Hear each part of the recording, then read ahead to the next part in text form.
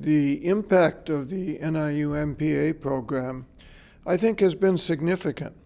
Nationally, it brought to Illinois the good government reform movement that was launched in the late 1880s and didn't reach Illinois until the post-World War II period, when we begin to get driblets of it. The NIU MPA program, working together with the Illinois City-County Management Association, managed to introduce a new political culture in Illinois. Illinois has long been known for its highly partisan, often corrupt political culture.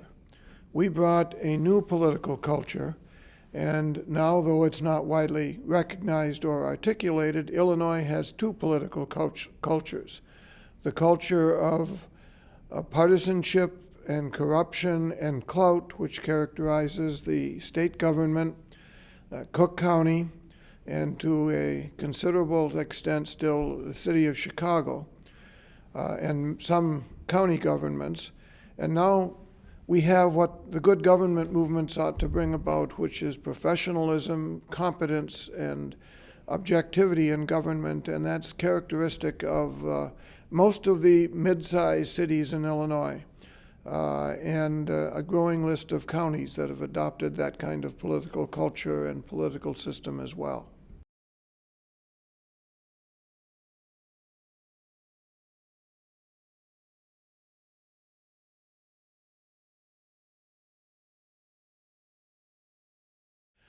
I think the most impressive characteristic is a non-ideological objectivity that they bring to their work.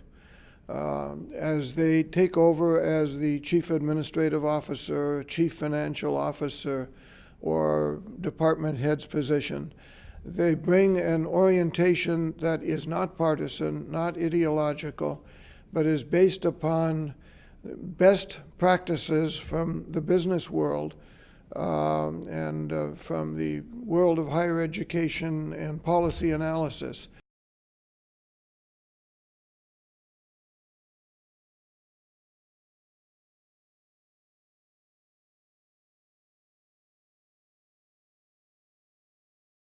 There have been a number of significant changes in our culture and in the way we try and provide government services to the culture. Probably the most significant has been a massive shift in cultural values.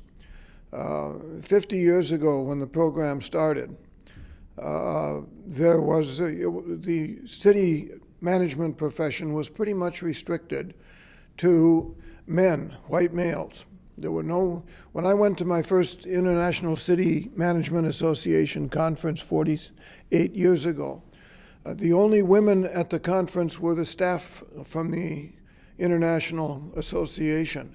There were no women, no minorities holding the job of city managers in the country. Today that's entirely changed. There's as much opportunity for women or for ethnic minorities as there are for white males. But some of the changes have not been good. We used to have a fairly standard cultural definition of morality based upon Judean-Christian principles. We had a fairly common understanding in our culture about what was ethically right and wrong. We used to teach our kids in the public schools about what is called the Golden Rule. Do unto others as you'd have them do unto you. We've lost that somewhere in the last 50 years, and what is right and what is wrong is blurred. And that makes it very difficult in the governing process when you can't trust people's basic cultural concepts. Let me give you a couple of examples. We've had two of them recently. The staff members serving the governor of New Jersey who took political retribution against a mayor by blocking traffic on a major bridge, or in the government shutdown period, some of the federal agencies intentionally imposed budget cuts that would hurt people in the operation of government, like the layoff of the air traffic controllers. Those were wrong. Neither was necessary to have been done. Neither was necessarily, so far as we know, ordered by the elected official. But when staff people have a hard time distinguishing between what is right for the public interest and what is right for personal and selfish interests, then we have a major problem with government. Another major change over this time is the whole nature of the press and the way it works. I was originally trained as a journalist, and we were trained that the first priority, the first value of journalism was objectivity. That is long gone. When I started this program 50 years ago, we could count on the press to support good government objectives, to take a nonpartisan, objective view. That's no longer true in this country. Our press is very biased in the way it presents the news. And even at the local level, you find that you can't always count on the press. We had my favorite example of that occurred in Hoffman Estates. After the new Sears Center was developed, the city manager at Hoffman Estates gave a talk to a civic federation in Chicago and presented a view of the economic impact of that. And the next day read a report of his talk in Crane's Chicago Business that presented the information in a flawed way and reached exactly the opposite rather than the appropriate conclusion. The city manager, Peter Burchard, wrote a long letter to the Crane Chicago Business providing the statistics and pointing out where he was wrong, expecting a retraction. None came. He called Crane Chicago Business, talked to the editor, and asked him why not. And the editor said, "We told the story we wanted our readers to hear. Not the objective true story, but the one that their biases indicated is the one that should be told." In that situation, it's much harder to provide good local government management when you can't count on the integrity of the press. The last major cultural shift that I want to mention is the general lack of respect, lack of confidence that the public has for government. Government is there to serve the public, but in the politics-thick environment in Washington, D.C. over all of the last 8 years, we have seen partisan bickering on a ruinous scale, destroying confidence in government, which ultimately will destroy the ability of government to provide the services that are necessary. Those are all changes that greatly impact our culture and impact our need for professional government administrators and impact the way we have to train them, people for those jobs.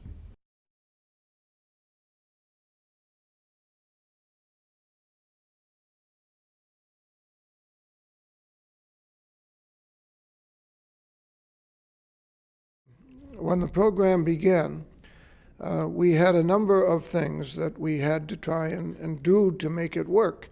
And one of them is that we had to work to convince local governments to adopt a form of government, a style of government, to adopt the values that would lead them to employing the people we were graduating. Illinois was a very partisan and corrupt political culture back in the 50s and 60s. And the Illinois city managers that were around and I spent a lot of time traveling around to cities, meeting with city councils, meeting with citizen groups, promoting and encouraging the adoption of a governmental structure that emphasized professionalism and objectivity as opposed to partisanship. The second thing we had to do was to sell the university, which had just changed from being a teacher's college to a multidisciplinary institution, that there was a legitimate career here to recruit students to a program for a relatively little-known profession and to come to an unknown school. And finally, we had to go out and find the internships for them.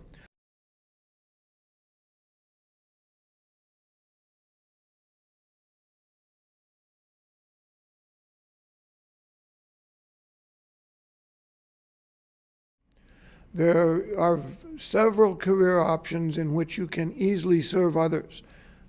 The field of medicine and healthcare is one example. But right up there with that, the second example is to serve them by delivering public services, either through government agencies or through not-for-profit agencies, where your whole professional career is one of helping the society, helping the community better serve the people that live there. And going into local government management or management of public service agencies is one wonderful way of living that kind of ideal of service to others. And then on the fundamental level, I also use a second argument. It was very true when we started this program, and I had one of my early students became the chief administrative officer of a Chicago suburb at the age of 22. That's very fast climbing the ladder of promotion. We don't see that anymore. But it is still true that the fastest route to being the chief executive officer of a major multi-million-dollar-a-year corporation is to go into the field of city management or public service agency. Even the typical small city will maintain a cash flow of millions of dollars a year. It's a big agency, a big operation, and the route to the chief executive officer, the chief administrative officer, is frequently very short. So from a personal standpoint, if you want to be the big man, that's the way to do it.